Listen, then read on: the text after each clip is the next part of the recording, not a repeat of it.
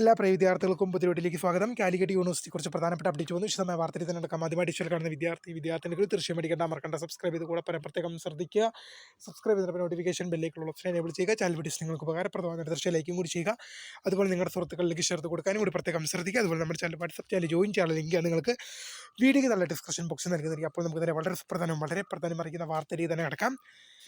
Calicut university കുറച്ച് പ്രധാനപ്പെട്ട importance update ആയി വന്നിട്ടുണ്ട്. നമുക്ക് നോക്കാം.